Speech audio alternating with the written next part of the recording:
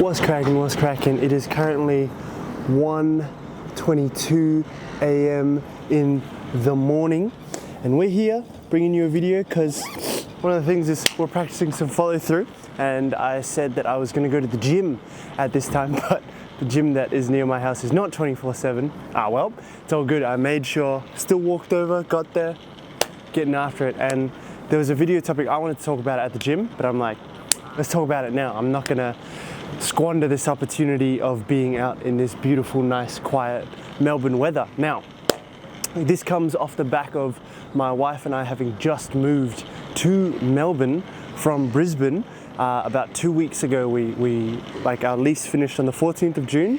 It is the 7th of July, so about 3 weeks ago, our lease finished up on the 12th of June actually, and we just decided, cool, God's calling us to move to Melbourne and go for it. And the thing is, we've had a lot of people say stuff like, wow, I can't believe you actually did. Oh, you're already in Melbourne. Like you guys have already done it. Like you've already moved.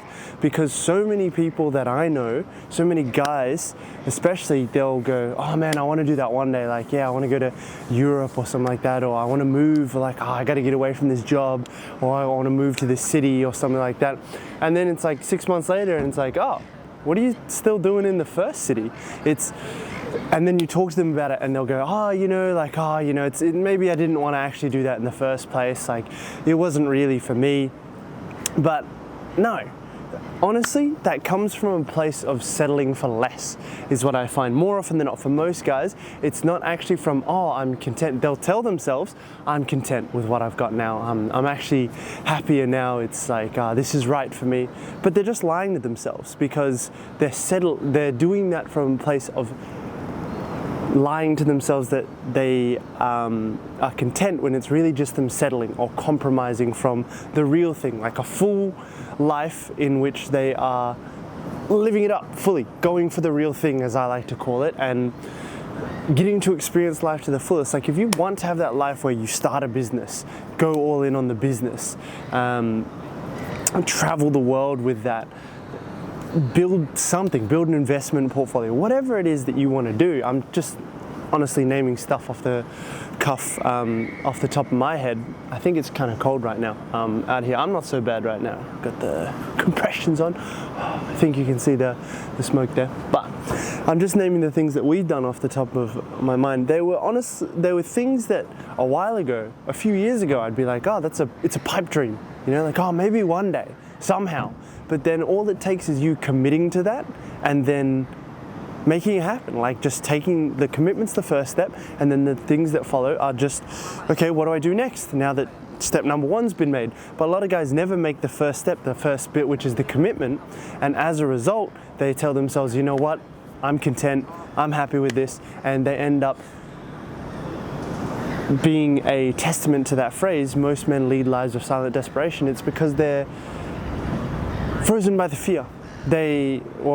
As we say, paralysis by analysis. We don't think that we can do something. We talk ourselves out of it, and when we know we're called for more, we'll compromise on it because we're like, I don't want to do it. And a big way that I see people do it is when they want to invest, for example, in their own learning, their own business development, and they go, you know what?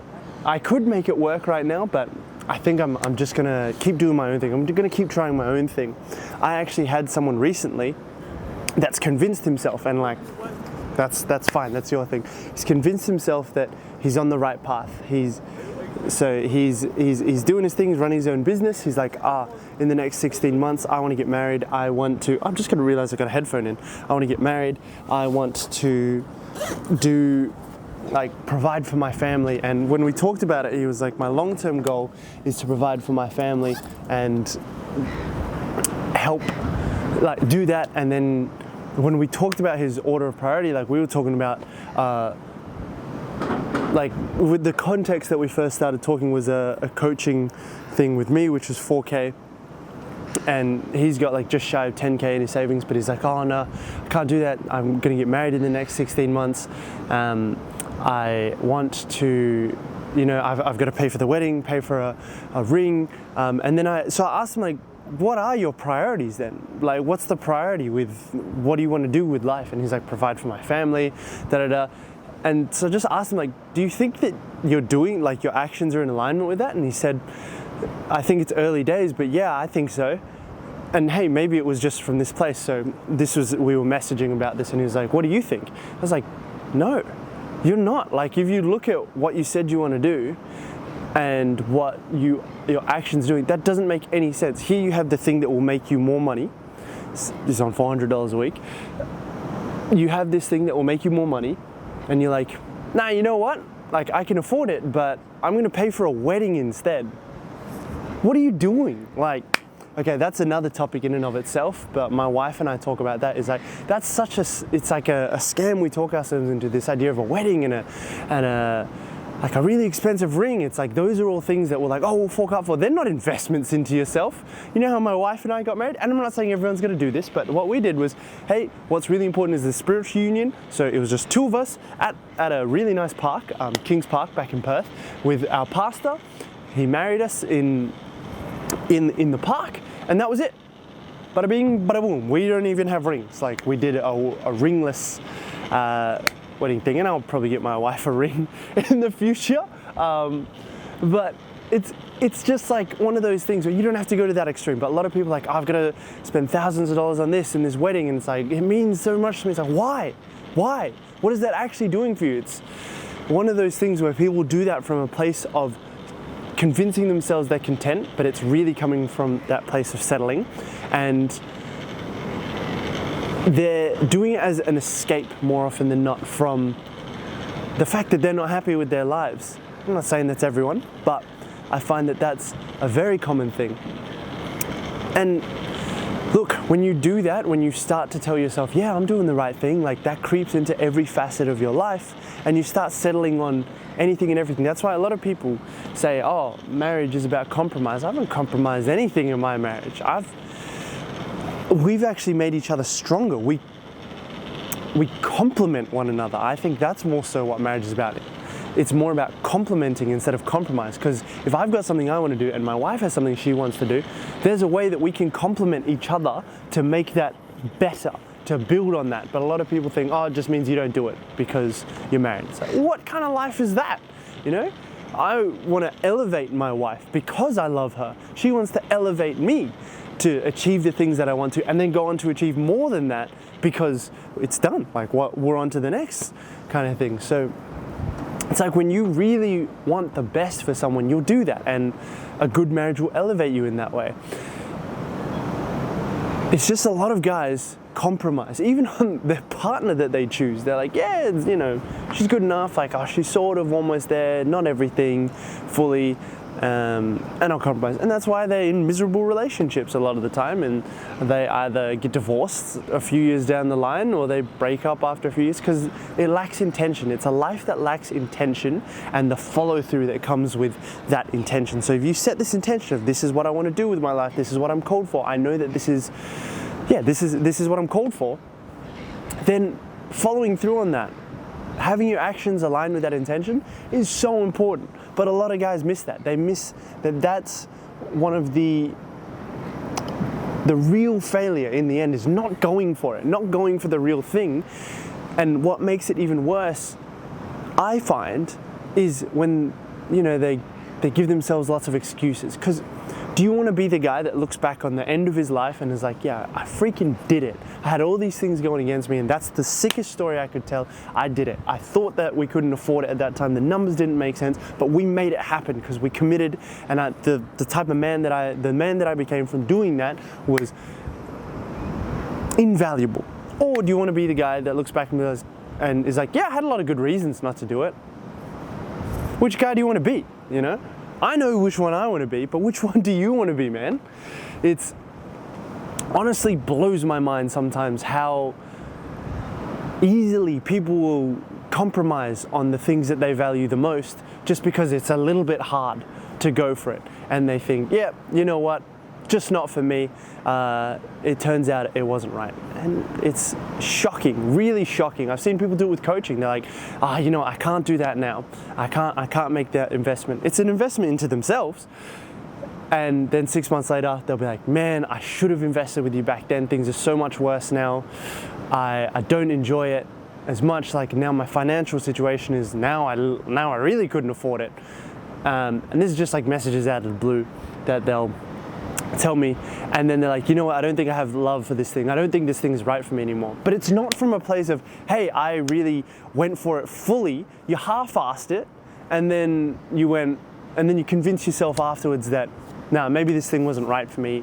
But you didn't put your money where your mouth is, and as a result, your actions didn't align. So how are you gonna know if it's actually for you or not? You didn't commit fully. You dipped a toe in and then you went, oh, it's not for me, you know? You don't know for sure unless you actually go for it and commit fully. And if you don't, the alternative is looking back, and that's what I'd consider a life full of regret, is looking back and going, man, I could have, but I chickened out essentially. I didn't want to do that thing. And I'll finish on this analogy, and I did this with like maybe a month or so ago. I did a 1 hour cold plunge, just because the fact 1 hour 1 minute cold plunge. My wife did a 1 hour one, her second time doing it, because she just was like, first time she did half an hour, and she's very competitive. So she was like, it's because she heard someone say, oh, my first time I did a cold plunge, I did 15 minutes, this girl in a mastermind she was in. So my wife went, oh, I'll do half an hour then. And after half an hour, she was like, I could do an hour. So the second time she did that. And I hadn't really done too many like at that stage, I didn't like them. And I did a lot more towards the end of our time in Queensland. But when I saw that, well, when I did that, I was reminded of this thing that I heard from David Goggins that the Navy SEALs have during their Hell Week. And I'm not saying this was the equivalent of that, but it's this idea of when they're on the beach cold and all of that, is understanding, or they tell themselves that you'll be warm afterwards. You'll be warm later. So all you got to do is just do the next second, the next second, the next second after that, the next minute. Can you do one more minute?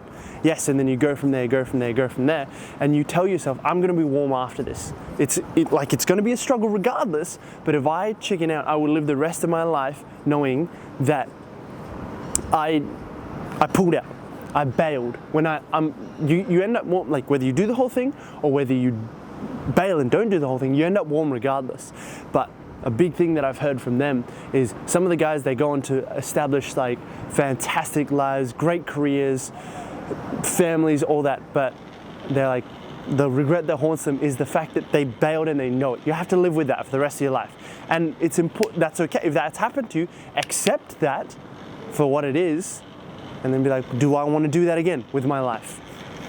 That is one of the primary things that it breaks my heart a little bit inside, but I know that has to be possible. And I see both sides of it. I see the guys who do that, but that has to be possible in order for success to be possible, for the follow through to actually be a thing, for people to go for the real thing and build these tremendous lives. Because I've seen the guys that do that, and then 6 months later, a year later, they're not doing well business wise, they bail, maybe get a job, something like that. Not that jobs are inherently bad, but I've also seen the guys that end up going for it, whether they commit with me, I can really speak to the clients that I've seen, but I've seen guys build their businesses online, travel the world. We've got one of our past clients who's just like moved to Europe, and their business, we tripled that from 6K to 18K within 11 months working with them.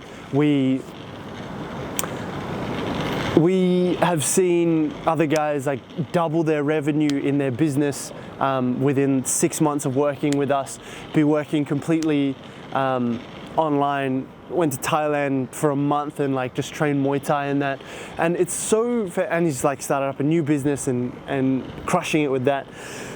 So many cool things. And even like personal trainers that I've worked with, they go in and like one of them now, like 5 years on, is on like 80K a year, kind of cruising along, not really having to try very hard at it.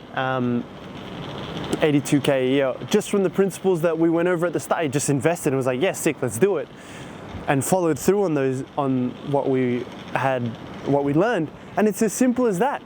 It really is as simple as that. And I share this with all of you because we've done it ourselves. I've lived it as well. We went from the $200 a week with an $800 a week mortgage and being like, dude, how are these numbers going to work out? My wife and I, when we first got married, to like now we have a $7 million portfolio. We have multiple businesses that we run, that we like actively run and enjoy. We have a fair bit of passive income. We have like, well, we put most of our income into investments and that instead of like just holding the cash liquid, but we've got like hundreds of thousands in those investments, like long-term investments, and that's outside of the portfolio.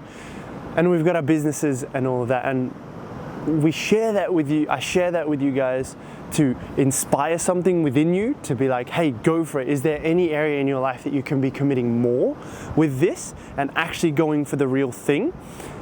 And because I love the life that I've built for myself, that I've seen my clients build, and I want to share that with you guys so that you can not have to necessarily go at it alone. It's like you can learn from the things that I've done, that I've helped my clients with, and I can share that freely with you because there are no secrets. And when one of us eats, we all eat. So if we all come up together, a rising tide raises all ships. So I want to share these things with you guys so that you get to learn from it and you don't have to do it alone. You don't have to start from zero, because nobody really technically is starting from zero, but the more I can give to people to be able to take and make something of themselves with it, the better the world is for having done that. And that's my purpose as given by God, and I've gotten to see the beauty of this life when you have those options, when you have that leverage. So go for the real thing. There's no need to settle, ever. Don't ever settle or compromise when you want to go for the real thing. Go for that full thing in life and it'll be yours. This is all the art of being man. Embody that and it'll be all gravy, baby. Catch you guys on the flippity flip.